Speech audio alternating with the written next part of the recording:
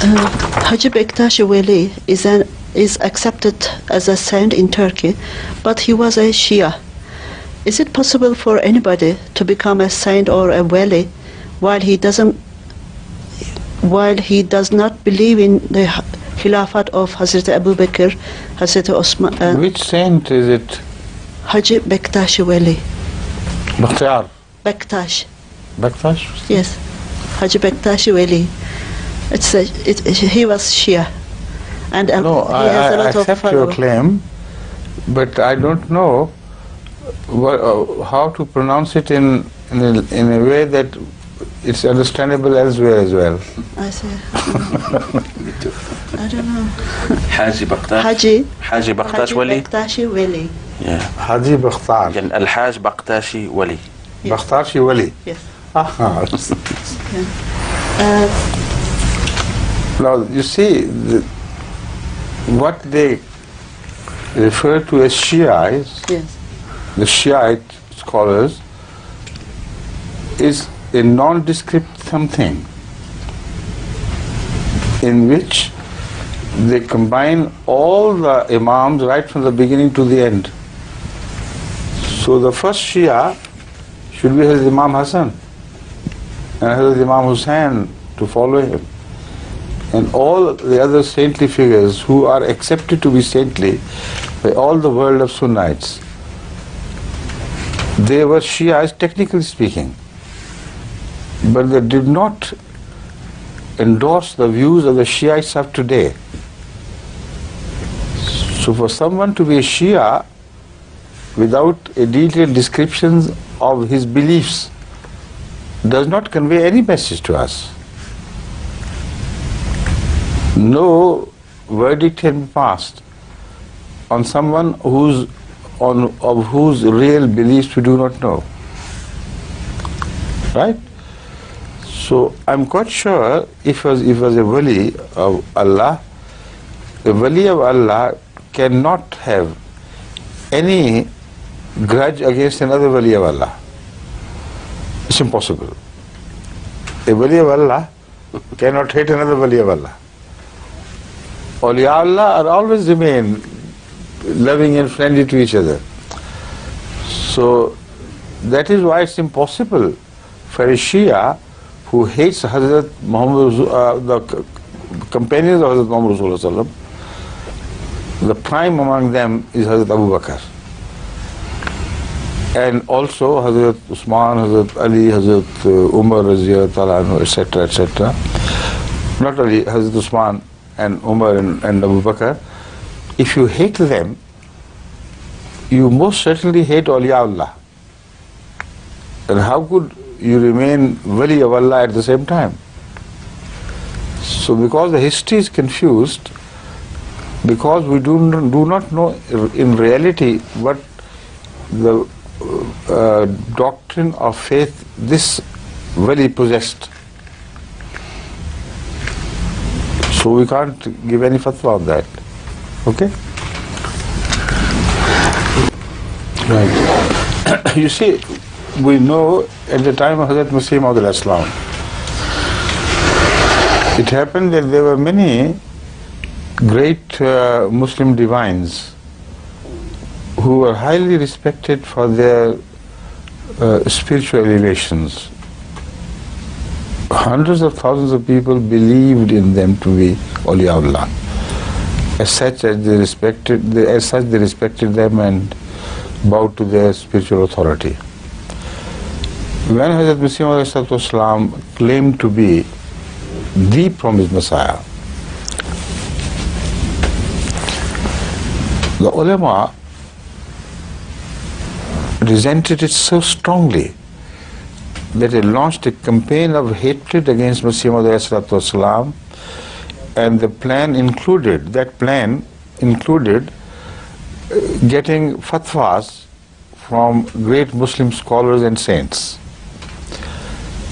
So they started a campaign to go door to door to every important religious leader, particularly those who were held in high respect for their piety and for their closeness to God, because that way they thought the fatwa of the mullah would gain much greater importance.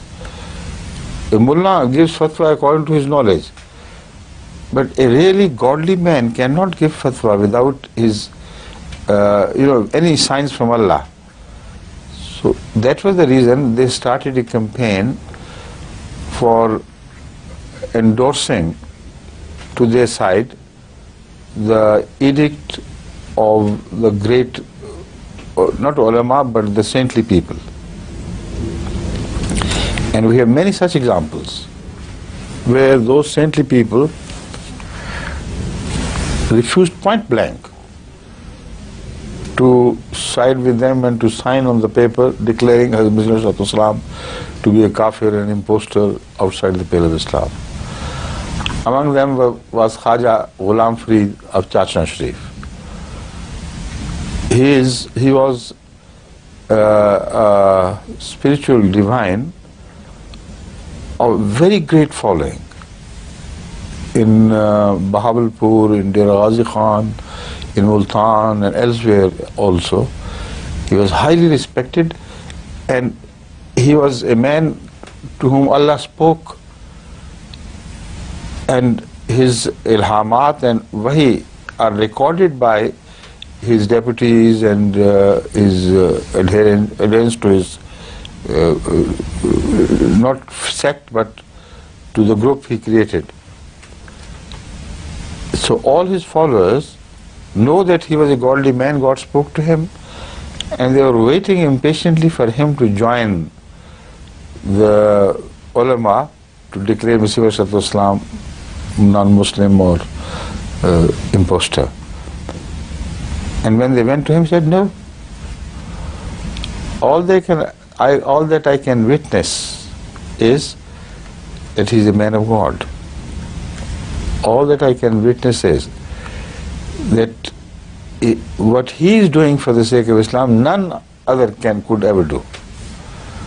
So how can I indict against such a man as he? So there were others as well. The great-grandfather, I think it was, of kya naam hai, Pir Pagada of Sindh, who was also a great peer of wide influence in Sindh and also beyond Sindh up to Multan.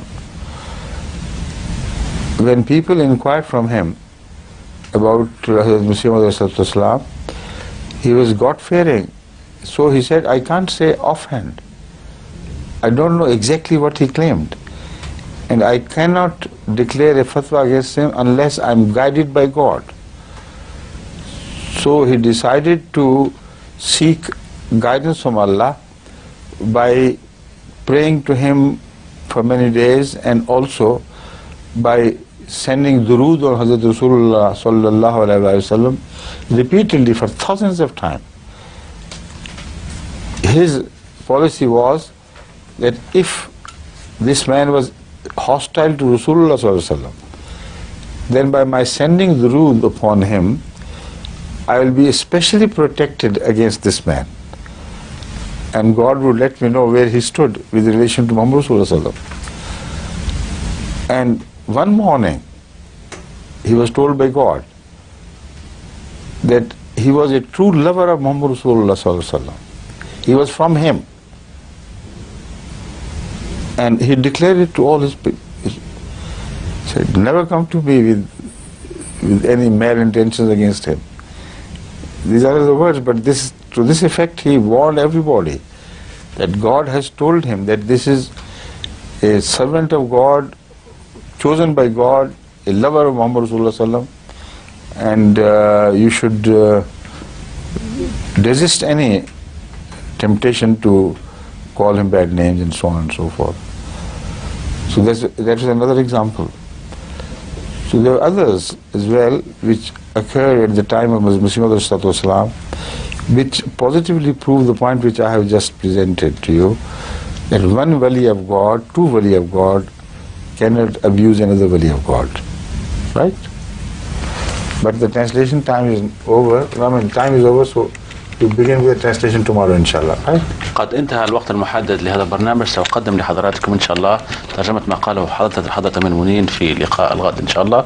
شكرا على حسن المتابعة والسلام عليكم ورحمة الله وبركاته.